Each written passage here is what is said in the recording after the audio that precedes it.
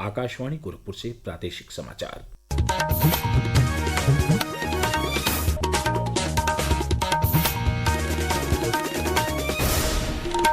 नमस्कार।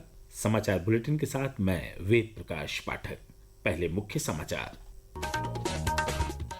मुख्यमंत्री योगी आदित्यनाथ ने सहारनपुर और मेरठ में किया विभिन्न विकास परियोजनाओं का लोकार्पण और शिलान्यास। सहारनपुर मंडल के जनप्रतिनिधियों के साथ की विशेष समीक्षा बैठक। मुख्यमंत्री ने प्रदेश के परिषदीय विद्यालयों के संचालन को लेकर की उच्च स्तरीय समीक्षा बैठक। अधिकारियों को परिषदीय विद्यालयों की भौतिक स्थिति की समीक्षा के दिए निर्देश। लगातार बारिश और बैराजों से पानी छोड़े जाने के कारण प्रदेश की अधिकांश नदियां उफान पर। बाढ़ प्रभावित 17 जिलों में राहत और बचाव कार्य तेज।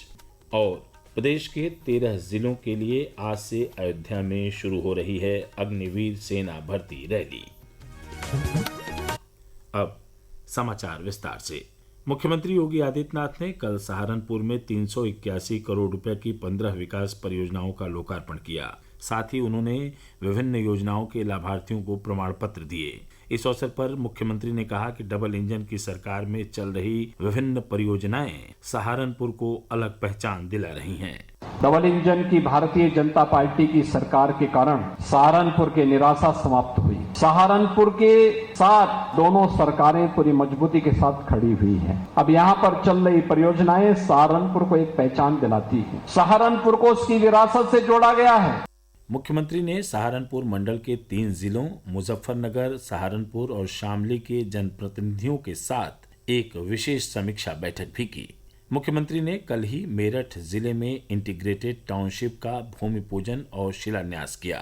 उन्होंने मुख्यमंत्री युवा उद्यमी विकास अभियान के तहत 675 उद्यमियों को 29 करोड़ रुपए के ऋण वितरित किए। इस दौरान 881 स्वयं सहायता समूहों को 64 करोड़ रुपए की सहायता राशि भी प्रदान की गई। इस अवसर पर मुख्यमंत्री ने कहा कि इन पहलों से मेरठ में आर्थिक और सामाजिक सशक्तिकरण को नई गति मिली है। रैपिड रेल के साथ देश की पहली रैपिड रेल है और रैपिड रेल को हम मेट्रो के साथ भी मेरठ के अंदर जोड़ने जा रहे हैं। प्रदेश की पहली स्पोर्ट्स यूनिवर्सिटी मेजर ध्यानचंद के नाम पर इसी मेरठ में स्थापित हो रही है। अब सोतीगंज बीते दिनों की बात हुई, अब तो मेरठ की पहचान बन रही है वन डिस्ट्रिक्ट वन प्रोडक्ट में स्पोर्ट्स आइटम के लिए।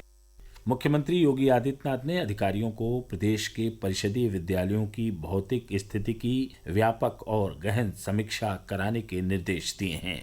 कल हुई एक उच्च स्तरीय समीक्षा बैठक में उन्होंने कहा कि प्रदेश का कोई भी विद्यालय जर्जर भवन, गंदगी या बुनियादी सुविधाओं की कमी से प्रभावित नहीं होना चाहिए। जहां भी ऐसी स्थिति हो वहां तत्काल प्रभाव से सुधार के कार्य शुरू हो जाने चाहिए। मुख्यमंत्री ने निर्देश दिया कि जिन विद्यालयों के भवन पूर्ण रूप से जर्जर हो चुके हैं वहां के बच्चों को अस्थायी स्थानों पर स्थानांतरित कर दिया जाए और जीर्णोद्धार का कार्य तत्काल शुरू कर दिया जाए। प्रधानमंत्री नरेंद्र मोदी की प्रमुख पहल परीक्षा पे चर्चा को 1 महीने में नागरिक सहभागिता मंच पर सबसे अधिक लोगों के पंजीकरण के लिए गिनीज वर्ल्ड रिकॉर्ड में दर्ज किया गया है। यह मान्यता MyGov प्लेटफॉर्म पर कार्यक्रम के 8वें संस्करण के दौरान 3 करोड़ 53 लाख पंजीकरणों के साथ हासिल की गई उपलब्धि का प्रमाण है। परीक्षा पे चर्चा प्रधानमंत्री की परिकल्पना के अनुरूप अनूठा मंच है।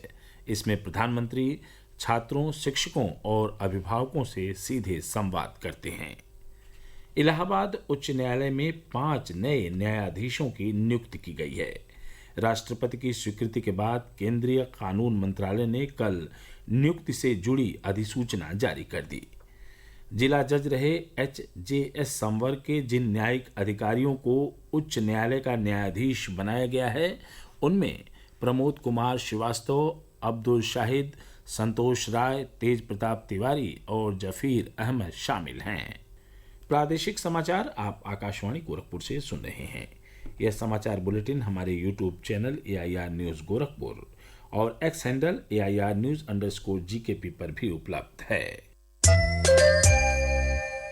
प्रदेश के अधिकांश हिस्से में मानसून पूरी तरह सक्रिय है। बीते 4 दिन से आसमान में घने बादल छाए हुए हैं और रुक रुक कर वर्षा का सिलसिला जारी है। वर्षा के चलते तापमान में गिरावट दर्ज की जा रही है, जिससे लोगों को गर्मी से राहत मिली है। मौसम वैज्ञानिक मोहम्मद दानिश के अनुसार वर्षा की वायुमंडलीय परिस्थितियां अभी भी बनी हुई हैं।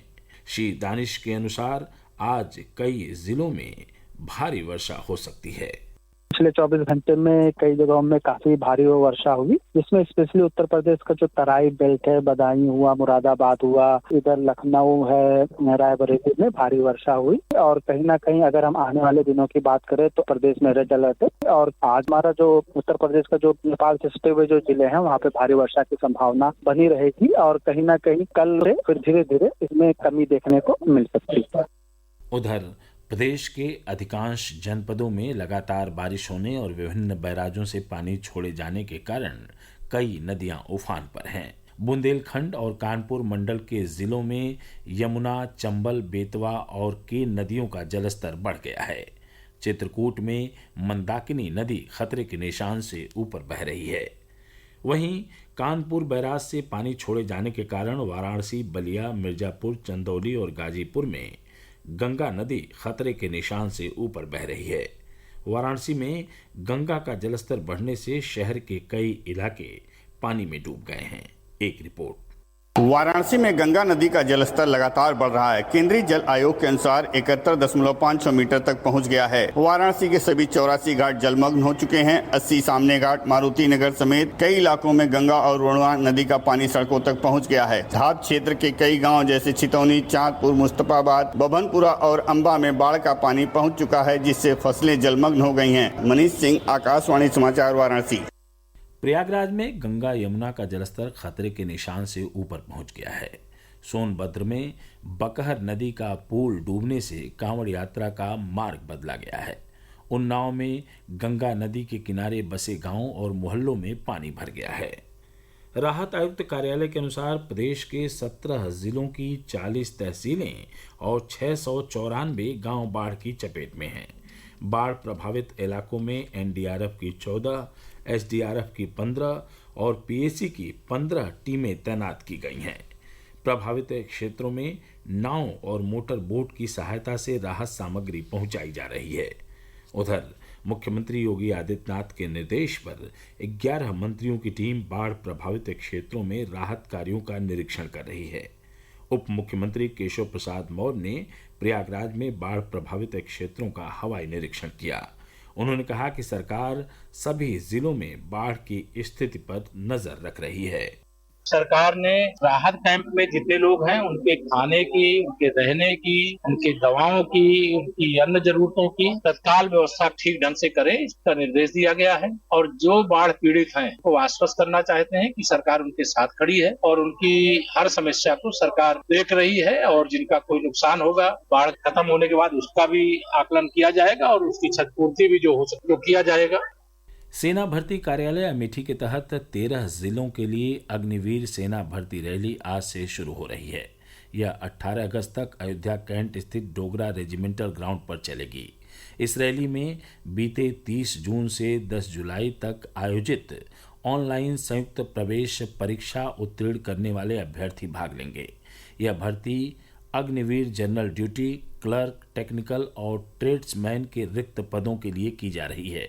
इसके साथ ही सिपाही नर्सिंग असिस्टेंट और सिपाही फार्मा श्रेणियों के लिए भी भर्ती की जाएगी।